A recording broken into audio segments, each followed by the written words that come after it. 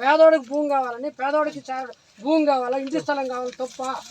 కాబట్టి ఈ తప్పు కాదు, ఇది న్యాయమైంది. ఈ న్యాయమైన కోసం పోరాడతామని చెప్పేసి నిలబడాలా. అందరూ నిలబడితే పక్కగా పోకుండా ఖచ్చితంగా ఈ భూమిని సాధించుకోవడానికి అవకాశం ఉంది. ఈ పోరాటంలో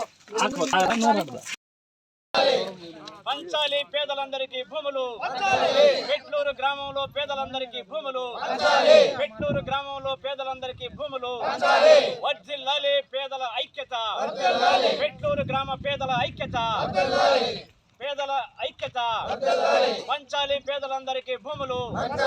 పోరాడతాం పోరాడతాం పేదలకు భూములు దక్కే వరకు, పేదలకు భూములు దక్కే వరకు. వర్ధిల్లాలి భూ పోరాటం, వర్ధిల్లాలి పెట్లూరు భూ పోరాటం. దక్కాలి పెట్లూరు గ్రామంలో పేదలందరికీ భూములు, పెట్లూరు గ్రామంలో పేదలందరికీ భూములు, పెట్లూరు గ్రామంలో పేదలందరికీ భూములు. పోరాడతాం పోరాడతాం పేదలందరికీ భూములు దక్కేంత వరకు. సిపిఎం పార్టీ తిరుపతి జిల్లా కార్యదర్శి నాగరాజన్న గారిని మాట్లాడవలసిందిగా కోరుతున్నాం.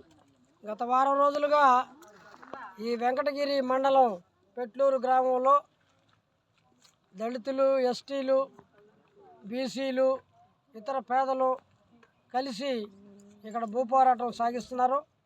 గతంలో 15 సంవత్సరాల నుంచి భూముల్లో సాగు చేసుకుంటున్న ఈ పేదలు ఈ భూములకి పట్టాలు కావాలని చెప్పేసి ప్రభుత్వాన్ని కోరుతున్నారు.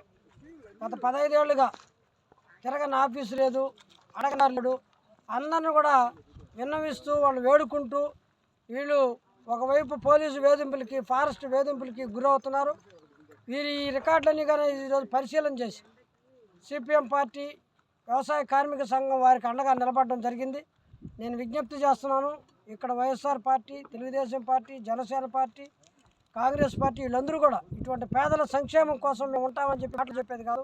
నేరుగా పేదల జీవితంలో పెనుమార్పు తీసుకొచ్చే ఈ భూమి వాళ్ళ ఒక తప్పుడు రికార్డులు వేసుకుని వాళ్ళని పక్కన పెట్టడానికి ప్రయత్నం చేసే చూస్తూ ఉండడానికి సహించం. ఖచ్చితంగా మేము చెప్తున్నాం, ఇది పేదలు సాగు చేయకుండా కూడా ఇది పేదలకు దక్కాల్సిన భూములు. ఇవేమి రిజర్వ్ ఫారెస్ట్ కాదు, ఇక్కడ ఎక్కడా కూడా రిజర్వ్ ఫారెస్ట్ లేదు. కావాలని చెప్పేసి కొంత ఈ యొక్క పుణ్యాన్ని పక్కదారి పట్టించి ఏదో సోషల్ పరిస్థితి చేసుకున్న తర్వాత దానికి పరిమితం కాకుండా ఈరోజు పేదల భూముల మీదకి వచ్చి అధ్యయనం చేయడానికి ఫారెస్ట్ అధికారులు ప్రయత్నం చేయడం సరైనది కాదు.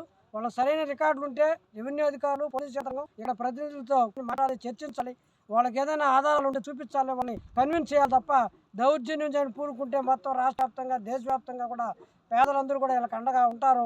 ఈ జిల్లా వ్యాప్తంగా పేదలందరూ కూడా వీళ్ళకి తోడుగా ఉంటారని చెప్పేసి నేను తెలియజేస్తున్నాను. గతంలో అనేక పోరాటాల్లో ఆ రకంగా ఎర్రజెండా వాళ్ళకి అండగా ఉన్న పరిస్థితి అనేది ఉంది. ఈ పేదలందరూ కూడా ఈరోజు వాళ్ళకేం భూములు లేవు, వాళ్ళు ఏమో ఇంకా కూలి చేసుకొని జీవితాంతం బతకాలన్నా, వాళ్ళ పిల్లలు ఏమో చదివించుకోవాల్సిన పని లేదా, వాళ్ళకేమో సరైన ఆహారం తినాల్సిన పని లేదా. ఈరోజు విపరీతంగా ధరలు పెరిగిపోయి ఏదన్నా వాళ్ళకి ఆరోగ్యాలు బాగాలేకపోతే, అప్పు పోతే ఎవడన్నా భూమి ఉందని అడుగుతున్నారు. భూమి ఉంటే తప్ప అప్పు పుట్టే పరిస్థితి లేదు. ఈ పరిస్థితుల్లో జగన్మోహన్ రెడ్డి గారు వెంటనే ఆదేశాలు ఇవ్వాలి. ఈరోజు ఒక ఎన్నికల కోడ్ వస్తుందని చెప్పేసి తొందరగా రకరకాల అంశాలు చేస్తున్నారు. వాళ్ళకి కావాల్సిన కోట్లు ఆమోదింపు చేసుకుంటున్నారు.